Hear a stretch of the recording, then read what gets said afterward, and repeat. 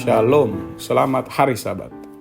Terpujilah nama Tuhan oleh karena kebesaran dan bahkan sukacita yang terus Ia berikan kepada masing-masing kita. Sampai pada petang Sabat Tuhan yang suci ini, kita dapat dipertemukan kembali untuk bersama-sama mempersiapkan diri dalam merenungkan firman Tuhan dan menyambut minggu bekerja dengan penuh sukacita. Namun sebelum kita merenungkan firman Tuhan, saya mengajak kita kembali berdoa. Bapa di sorga, terima kasih untuk kebaikan-Mu bagi kami. Saat ini kami boleh dipertemukan kembali untuk bersama-sama merenungkan firman. Tolonglah kami kiranya melalui penyampaian firman Tuhan ini, kami dapat memperoleh satu sukacita dan iman kami terus erat kepada Kristus.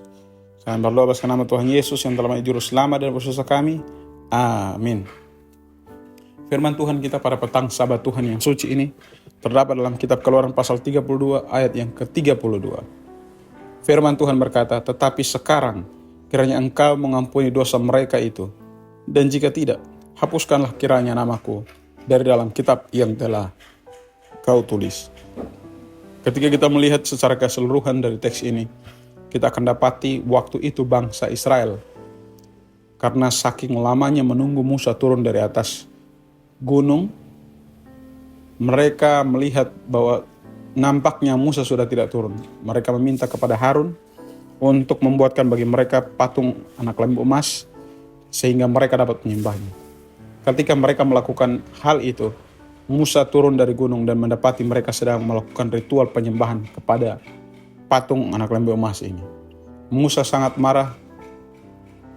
2 loh batu yang ia bawa, ia lemparkan, dan itu hancur oleh karena marahnya terhadap bangsa Israel.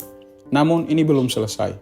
Ketika Musa begitu marah dan bahkan Musa melampiaskan amarahnya dengan membuang kedua loh batu itu, ketika ia bertemu kembali dengan Tuhan di ayat yang ke-32, dengan penuh kerendahan hati dan bahkan dengan penuh kasih kepada bangsa Israel, ia memohon agar dosa-dosa bangsa Israel diampuni.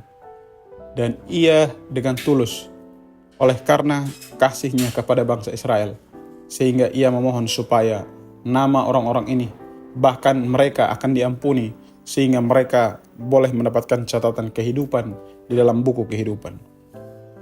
Dan kalau kita melihat ayat ini, kita diberikan pembelajaran yang sangat baik, bahwa ketika amarah apapun itu yang ada dalam diri kita, kelakuan dari seorang yang mungkin membuat kita marah, membuat kita merasa sangat amat tidak menyukai kelakuan dari orang tersebut.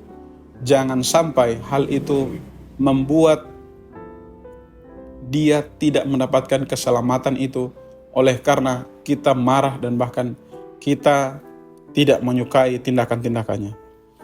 Namun kita diberi peringatan melalui catatan kitab Keluaran pasal 32 ayat yang ke-32.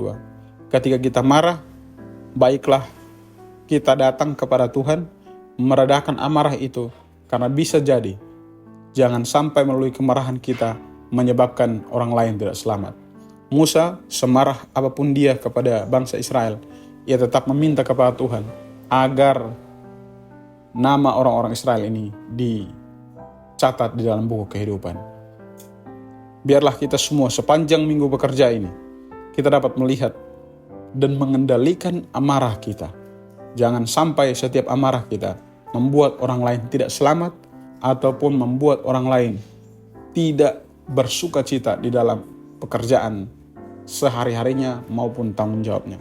Sebagai orang tua, marilah kita tetap ada di dalam menasihati anak-anak kita dengan penuh hikmat. Jangan sampai kita dipenuhi dengan amarah dan akhirnya tidak ada kemuliaan Tuhan di dalam keluarga. Sebagai anak-anak, marilah kita terus mengendalikan kehidupan diri kita dengan baik agar tidak menimbulkan amarah bagi orang lain, dan biarlah sukacita terus ada dalam bagian keluarga. Mari kita berdoa. Bapa di dalam sorga, tolonglah kami untuk mengendalikan amarah kami. Sekiranya kehidupan kami benar-benar tulus dan setia kepadamu ya Tuhan. Biarlah kehidupan kami selalu memandang kepada Tuhan, sehingga dosa-dosa apapun yang kami lakukan, ampunilah kami. Tolonglah kami ya Bapa, supaya memang benar-benar kami hidup seturut dengan kehendak-Mu. Dan kami dapat mengendalikan diri kami oleh karena Tuhan yang memampukan kami. Kami serahkan kehidupan kami dalam tangan kasih-Mu ya Bapa. Kami berdoa senama Tuhan Yesus. Amin. Tuhan Yesus memberkati.